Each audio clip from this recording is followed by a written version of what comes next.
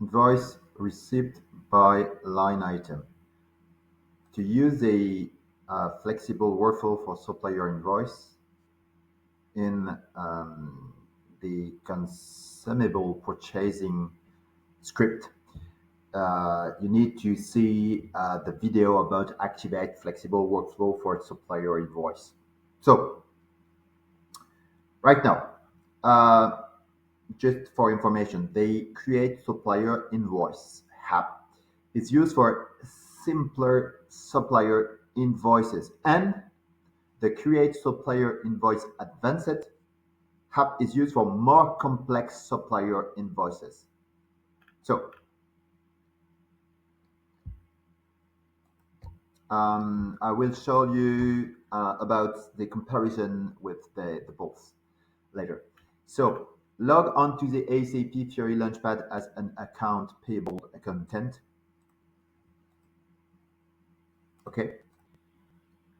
And then open Create Supplier Invoice Advanced. Create Supplier Invoice Advanced. Because we are in a more complex scenario.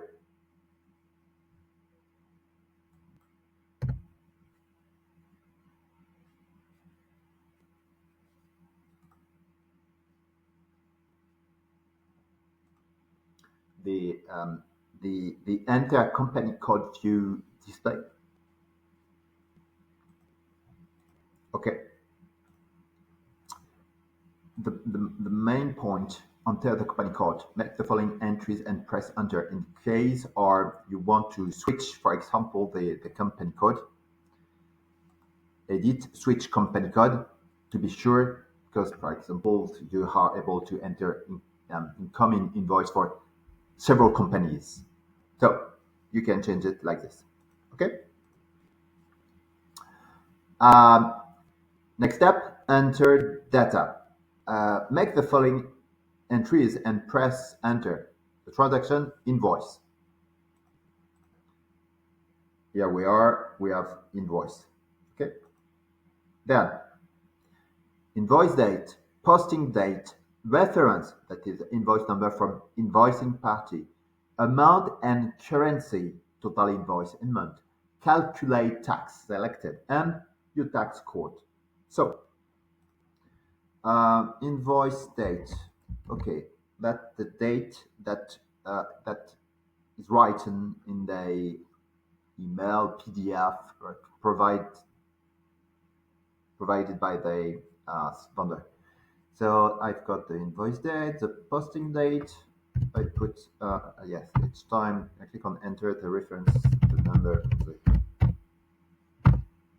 invoice, that the amount, enter, calculate tax, and I defined, for example, that is the we are in France, for example, the VAT is 20%. Like this, I apply. Okay.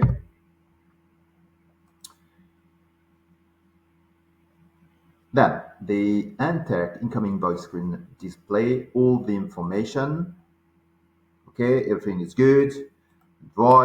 Invoice date, posting date, amount, calculate tax, and tax code. Okay, that sounds to be good. Continue right now. Enter purchase order references in the PO reference area. From the drop down, select PO schedule agreement and enter a PO reference type. So reference type, purchase order number. So we're in this part. You are okay. Purchase order schedule agreement. Okay. Depends if you have one or several purchase orders. If you have several, more allocation criteria. You can use also the match code to select the information. For example, the invoicing party is, for example, a P2C like this. Okay, and I would like to display all the purchase orders that I can invoice.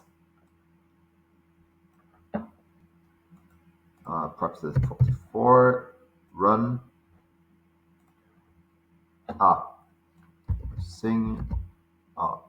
Sorry. like this, and I run. I was sure that there was some purchase order to invoice, AP to C, and I will select arrange, run. It's not like this, and 203, 254. Okay, I will select, for example, two purchase order, and I click on copy, enter. Okay, I've got the information.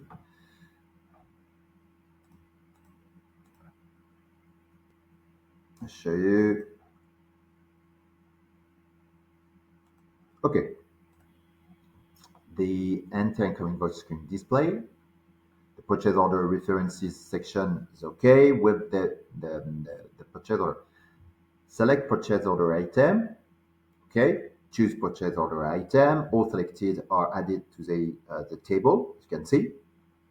Check amount, quantity, and tax code. So, okay, you have this information there, the amount, the quantity, the purchase order, the item, the VAT code, the tax codes. If you use this scrolling bar, you have all the information, okay? So in the purchase order item table, you display all the information, the amount and the quantity correspond to the value of the purchase receipt, but be careful. Yes, it's not exactly because I just want to be sure. Okay. Baseline date. Okay.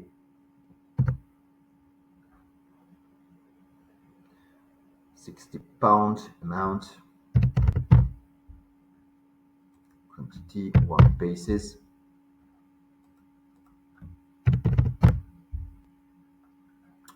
Okay. I just adjust because we have in the demo. So we consider the amount and the quantity correspond to the values of the good receipt. So we have checked the tax code. Okay, the tax code is that we provide this information, that we have the information in the table, in the detail. Okay. If there is no tax, we can specify V0 exempt or no taxes, V1. So then the next step, we in the general data section make the following entries and choose simulate. There is different point, gross invoice amount for item. If there are no difference, the supplier invoice is completed post. Verify the gross invoice amount against the item plus tax amount. If the tax code is D0, you don't have any tax amount. But you can have three cases, exactly the same amount. You can have a warning message because there is quantity delivered is 0, so price too low. You can have some discrepancies. Example is I removed there. I click on again and I click on simulate. Okay. Perhaps we can have some error message. That is the case. For example, that, okay.